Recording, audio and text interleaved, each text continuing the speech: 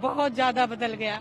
यहाँ तो घुसने की आने की स्थिति नहीं रहती थी, लेकिन अब तो लगता है कि स्वर्ग में आ गए हैं।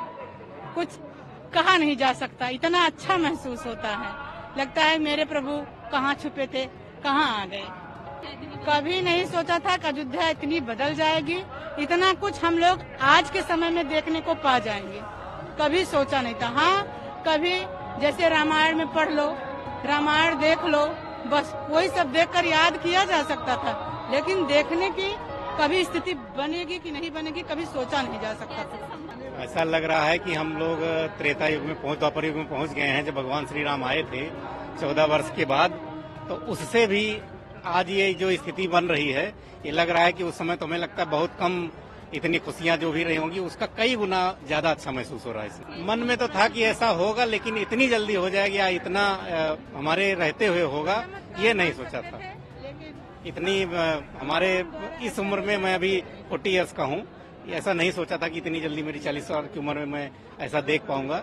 हाँ, सोचा था होगा, लेकिन हो सकता है मेरी एज ज्यादा हो जाए, तब उम्मीद थी। इतने ये सुंदर लग रहा है अयोध्या की, जैसा यानी कि इसमें कथाओं में वर्णन होता था अयोध्या का कि राम राज्य है, और राम राज्य बोलते थे स्वर्ग से भी सुंदर था।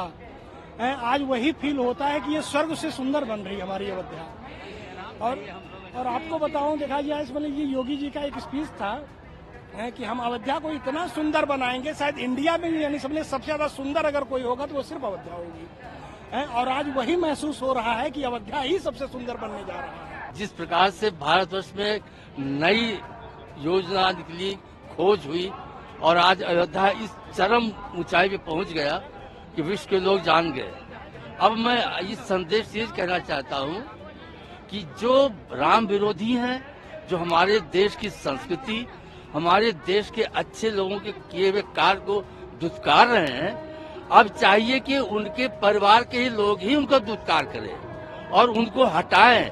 और ये जब जनमानस में ये चेतना जागेगी, तब इन गंदे लोगों का मुंह बंद होगा। बस मेरी यही प्रार्थना है।